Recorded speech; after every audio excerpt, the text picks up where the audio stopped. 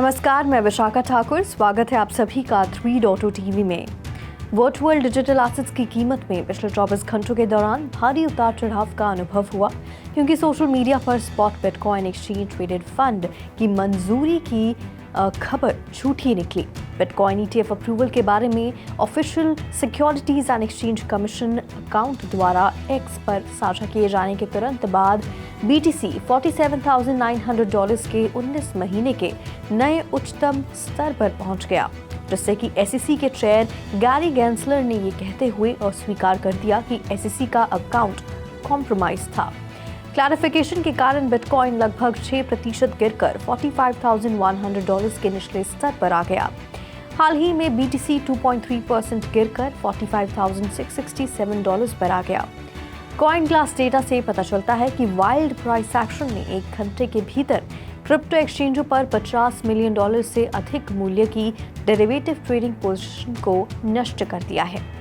Market की इस उथल पुथल के बीच दूसरी सबसे बड़ी क्रिप्टो करेंसी इथेरियम ने अपनी बढ़त बरकरार रखते हुए मजबूत बयान दिया है। वास्तव में विटालिक बुटेरिन ने हाल ही में $2,382 पर ट्रेड करने के लिए 3.3% का लाभ अर्जित करके ब्रॉडर मार्केट से बेहतर प्रदर्शन करने वाले टोकन का बीड़ा उठाया है। जैसे जैसे डेकन अपग्रेड की तारीख नजदीक आ रही है, प्रोटोकॉल एक्टिविटी से गुलजार है। इस बीच XRP, सोलाना, कार्डानो, डोजकॉइन जैसे लार्ज कैप टोकन में वर्तमान में मिक्स ट्रेंड देखा जा रहा है। दिलचस्प बात यहाँ ये है कि एक गलत सोशल मीडिया पोस्ट के कारण डोजकॉइन की कीमत में भी भारी उतार चढ़ाव आया। एक बार एलॉन मस्क द्वारा प्रमोटेड कॉइन टोकन के मैस्कॉट की डेथ के बारे में एक एक्स पोस्ट पर शुरू में 9% बढ़ गया, फिर खबर झूठी होने के कारण इसमें गिरावट आई। आखिरकार पिछले 24 घंटों में ग्लोबल क्रिप्टो मार्केट कैप 0.2% घटकर $1.71 ट्रिलियन हो गया। इसके साथ ही टोटल क्रिप्टो मार्केट का वॉल्यूम 3.9% गिरकर $84.3 बिलियन हो गया। डीफाई में टोटल वॉल्यूम वर्तमान में $7.1 बिलियन है और सभी स्टेबल कॉइन $74.6 बिलियन है, जो टोटल क्रिप्टो मार्केट 24 घंटे की वॉल्यूम का क्रमश 8.4% और 88.6% का प्रतिनिधित्व करता है। बिटकॉइन का प्रभुत्व वर्तमान में 52.6% है, जो दिन के दौरान 0.6% कम है। टॉप 15 टोकन का बैरोमीटर IC15 इंडेक्स 0.4% कम होकर 57,796 पर आ गया। इस बीच मार्केट ऑब्जर्वर्स ने बताया कि आज का इवेंट बिटकॉइन प्राइस मूवमेंट का एक प्रीकर्सर है, जब अप्रूवल के बारे में वास्तविक खबर आती है। एसगार्ड मार्केट्स के को-फाउंडर एलेक्स क्रूगर ने एक एक्स पोस्ट में कहा, फेक ETF न्यूज से पता चलता है कि जब तक हम एक्चुअल ETF इनफ्लोज नहीं देखते, तब तक BTC की बढ़त स्पष्ट रूप से सीमित है। ETH के कार्यभार संभालने का समय आ गया है। Stocklytics.com के एक एनालिसिस के अनुसार क्रिप्टो करेंसी यूनाइटेड स्टेट्स में दूसरी सबसे पसंदीदा सेविंग्स मेथड बन गई है, जो 2023 में कंज्यूमर सेविंग्स का 17% हिस्सा है। ये ट्रेंड क्रिप्टो के भविष्य के लुप्त होने पर अनिश्चितता के साथ डिजिटल एसेट्स के व्यापक रूप से अपनाने और उपयोग को इंगित करती है। सेविंग्स अकाउंट से 30% से अधिक पीछे रहने के बावजूद क्रिप्टो करेंसी अन्य सेव्ड एसेट्स जैसे सोना और रियल एस्टेट पर महत्वपूर्ण बढ़त दे रखती है, जिसमें कि सोने पर 8% की प्रभावशाली बढ़त और रियल एस्टेट पर मामूली 2% की बढ़त है। फाइनेंशियल एनालिस्ट एडिथ रीड्स का मानना है कि क्रिप्टो करेंसी का उदय भविष्य में ट्रेडिशनल कैश एसेट्स को चुनौती दे सकता है। क्रिप्टो क्षेत्र में अभूतपूर्व वृद्धि हो रही है। एक्सपर्ट्स ने आने वाले वर्षों में और वृद्धि का प्रेडिक्शन भी किया है।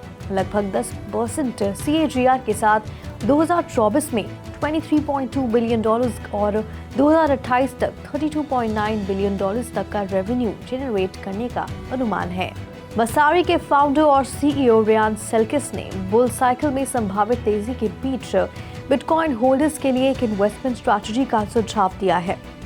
वह कुछ महीनों के लिए बिटकॉइन को बनाए रखने की सलाह देते हैं, फिर market value to realised value 2 to 3 से अधिक होने पर लाभ लेते हैं। ये इन्वेस्टमेंट का आधा हिस्सा टैक्स के लिए अलग रखने और दूसरे आधे का उपयोग पैसे के खेल खेलने की सलाह देते हैं। सेल्किस ने इस बात पर जोर दिया कि 2024 की पहली तिमाही में बिटकॉइन इन्वेस्टर्स के लिए अंतिम लक्ष्य एक इन्वेस्टमेंट स्ट्रैटेजी बनाना और होल्ड करना है। MVRV वैल्यू पहले ही कई एनालिटिक्स प्लेटफॉर्म पर 2.2 मार्क को पार कर चुका है, लेकिन सेल्किस ने स्पष्ट किया कि MVRV कॉइन मेट्रिक के फ्री फ्लोट सप्लाई मेट्रिक को संदर्भित करता है, जो 1.5 से नीचे है और जो संभावित अपसाइड मूवमेंट का संकेत देता है। Shibarium Shiba Inu meme coin से जुड़ा Ethereum layer 2 blockchain transaction activity में गिरावट का अनुभव कर रहा है। शिब इकोसिस्टम की एक टीम के सदस्य लूसी ने शिबा इनू कम्युनिटी के सदस्यों को शिबेरियम आधारित NFT खरीदने में मदद करने के लिए X पर एक स्टेप बाय स्टेप गाइड साझा की। पिछले साल अगस्त में लॉन्च किए गए शिबेरियम ने हाल ही में अपना ध्यान मेटावर्स, गेमिंग और डिसेंट्रलाइज्ड फाइनेंस एप्लीकेशंस पर शिफ्ट कर दिया है। नेटवर्क अलग अलग NFT कलेक्शंस का घर है, जिनमें कि कर्नल कूप और शिब ड्रीम NFT शामिल हैं। शिबेरियम NFTs खरीदने के लिए यूजर्स को अपने वॉलेट में इथेरियम और किसी भी शिबा इनू इकोसिस्टम एसेट जैसे कि शिब, बोन या लीश की आवश्यकता होती है। फिर वे वॉलेट के ब्राउजर एक्सटेंशन का उपयोग करके शिबेरियम नेटवर्क को अपने Web3 क्रिप्टो वॉलेट में जोड़ सकते हैं। Bone Shiba swap preferred digital asset है, लेकिन अन्य शिबा इनू इकोसिस्टम एसेट के लिए स्टेप्स समान रहेंगे। इंडियन क्रिप्टो एक्सचेंज CoinDCX ने non financial intelligence unit compliant वाले ऑफशोर एक्सचेंजों से इन्वेस्टर्स के लिए क्रिप्टो एसेट ट्रांसफर की सुविधा के लिए $1 मिलियन एलोकेट किए हैं।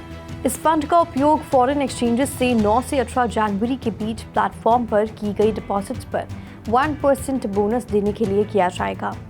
CoinDCX का लक्ष्य उन यूजर्स का समर्थन करना है जो अपने क्रिप्टो को नॉन कंप्लायंट ऑफशोर एक्सचेंजेस से FIU रजिस्टर्ड एंटिटीज में सेफली माइग्रेट करना चाहते हैं। ये कदम भारत में अवैध रूप से संचालन के लिए 9 ऑफशोर क्रिप्टो एक्सचेंजों को फाइनेंस मिनिस्ट्री के शो कॉज नोटिसेस और ministry of electronics and information technology से उनके URL को ब्लॉक करने के अनुरोध के बाद उठाया गया है।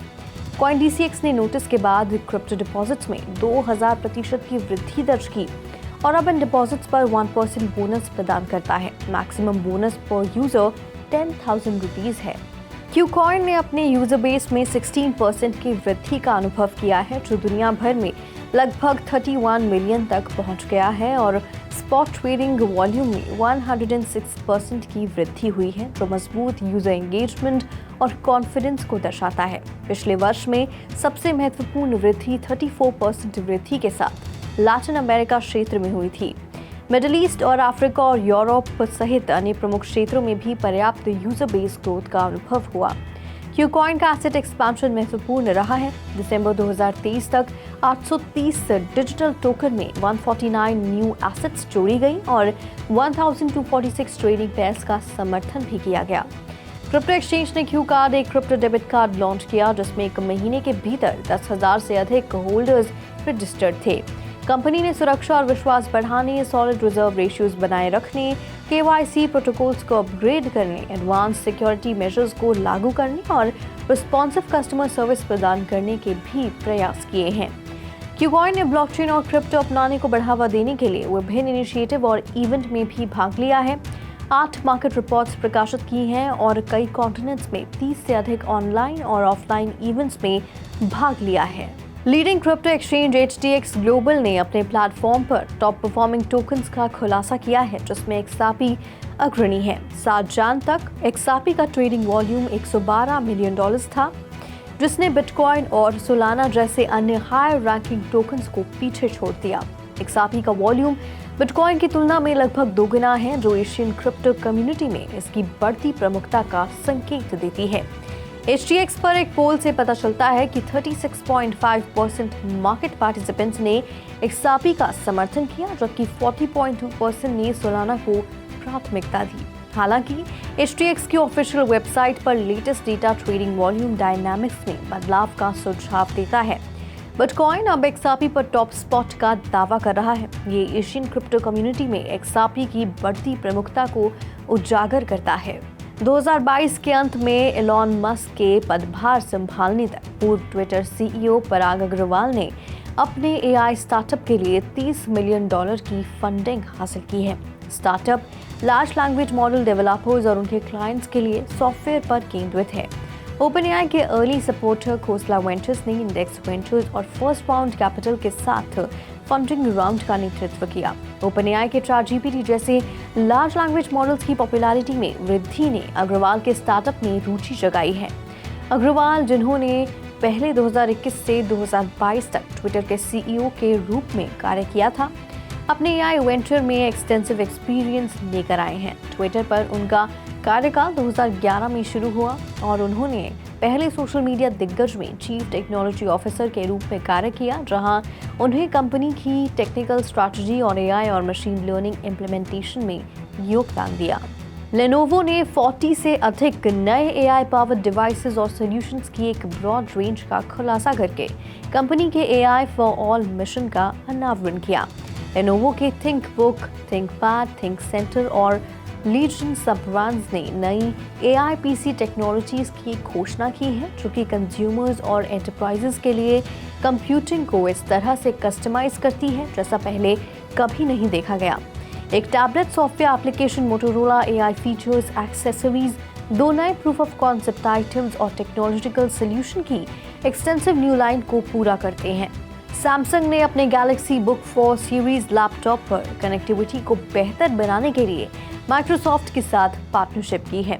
ये कोलैबोरेशन माइक्रोसॉफ्ट कॉपिलट के साथ मल्टी डिवाइस कनेक्टिविटी की अनुमति देता है, जो स्मार्टफोन से टेक्स्ट मैसेजेस को ढूंढ, पढ़ और समराइज कर सकता है। AI असिस्टेंट अधिक सटीक प्रतिक्रियाओं के लिए संदेश इतिहास तक भी पहुंच सकता है। सैमसंग ने गैलेक्सी स्मार्टफोन को एक PC वेबकैम के रूप में भी घोषित किया, जो यूजर्स को वायरलेस तरीके से कनेक्ट होने पर फ्रंट और रियर कैमरा के बीच स्विच करने में सक्षम बनाता है।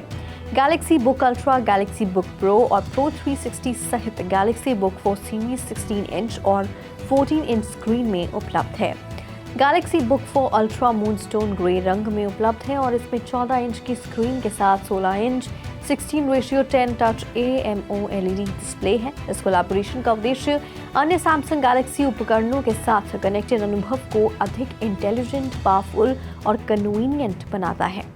तो आज के लिए बुलेटिन में फिलहाल इतना ही। ऐसी ही वेब3 से जुड़ी तमाम अपडेट्स के लिए लॉग ऑन करें हमारी वेबसाइट www.3versetv.io पर या फिर स्कैन करें QR कोड।